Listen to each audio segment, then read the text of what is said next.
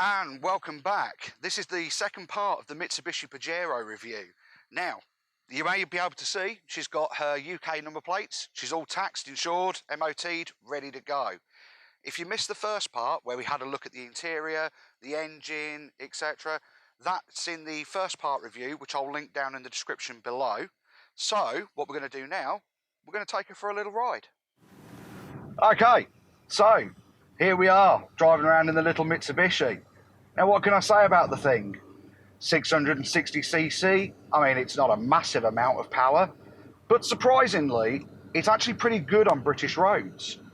Now, we are an island nation, much like Japan, but we do have slightly higher speed restrictions in a lot more places, which is where this has a kind of downfall. Now, on our B roads, as we call them, mostly back roads and things, national speed limit stuff, it's 60 miles per hour. This car, for fuel efficiency and whatnot, has a sweet spot of about 64 k's, which is about 42 miles per hour. Anything over that tends to scream. Let me explain why. So, this one is equipped with the automatic gearbox. And to be quite honest, this gearbox, it's this thing's major letdown. It really does need to either have a very highly adjusted ratio or it needs another gear. Because as you might be able to hear in the background, apart from all the rattling and noises, this thing is very, very revvy. It does like to rev a lot. And unfortunately, as it's revving, it's not actually producing much power either. But going around Peterborough the other day, and I was driving around on the city streets, it was amazingly fuel efficient. You can really tell where it was designed to go. The other place, obviously, it was designed to go, as it's a small 4x4, is scampering up the sides of single-track Japanese mountains, which I'm sure it does exceptionally well. The only place I'd be able to find that out is something like the Highlands or Wales. That's about as close as we are to any mountains, mostly because this is the southeast of England. The highest elevation point around here is the curb. So, because it's a K car as well, in Japan they have to meet a lot of restrictions, mostly being width, height, length, but also weight as well. So you may hear that this car's a little bit on the boomy side, and when we go over bumps and things, it's a bit bone-rattling sound type deal. Reason being for that is there's not a massive amount of sound deadening material, and a lot of the exterior panels are quite thin. Now that could be remedied, especially if you're in the UK, you don't have to worry too much about the weight restriction, by simply adding some decent sound deadening, of which there are many available online.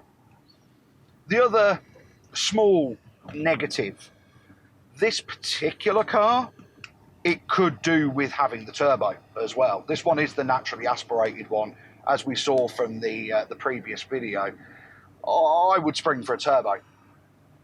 Now, this car belongs to my friend Craig, who you will have seen in the Rover video that we posted a little while ago, the little green Rover. And he bought this into the UK primarily to go to and from work and other small freelance jobs. And to be honest, it does work really well for that. And the fuel economy is not bad. If you're going to sit on motorways at 70 mile an hour or so, all day, every day, this car, I think at that point, will start to suffer with the miles to the gallon pretty badly. It's not something I would particularly suggest. Now, I'm not at liberty to go into how much he paid for this vehicle to bring it over, but if you were looking to bring one over yourself, expect by the time you've paid your import fees, your duty, your tax, your registration fees to the DVLA, as well as your IVA test and things on this as well, expect to pay around £2,000, maybe £2,500, depending on what grade car you found. Now, Mitsubishi did make this in a turbo version with a manual. And to be quite honest, If the other automatic gearboxes are like this one, I would spring for the turbo and the manual. I think not only will you get better miles to the gallon, but at the same time, you'll get a less drony experience from the engine. Not massively, but a little less. And I think that would probably be better suited to our roads.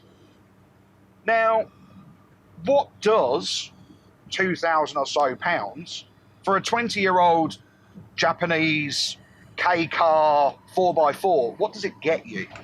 Well, first things first, you get a very bouncy ride, but also you get a airbag, always good to have.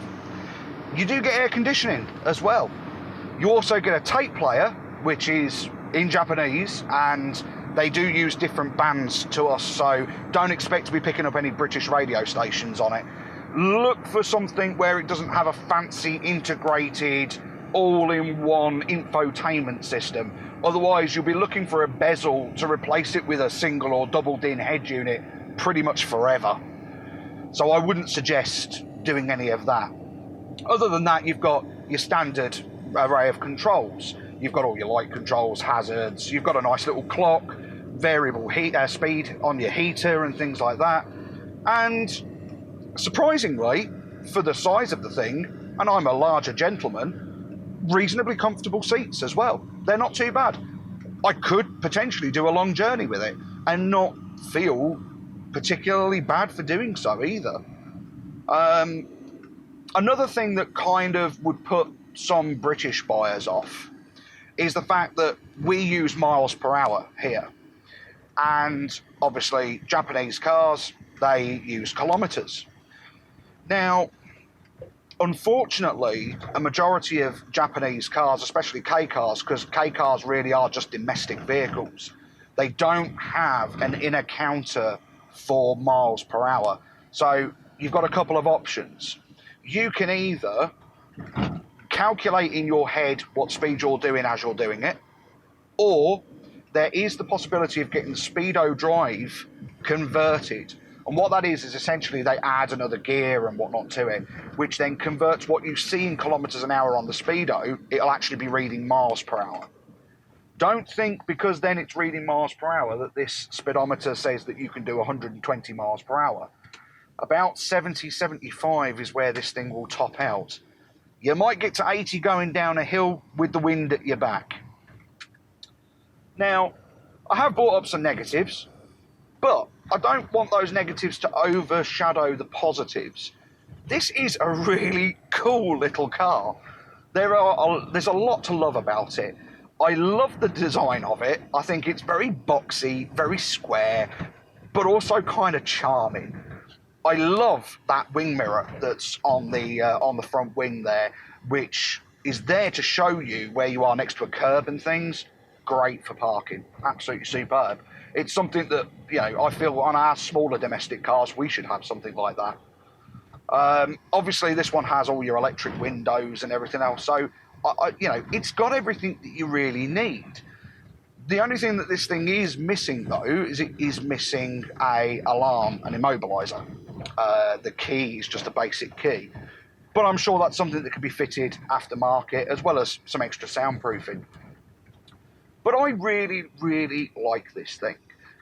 And to be quite honest, I feel as though we're missing the trick here.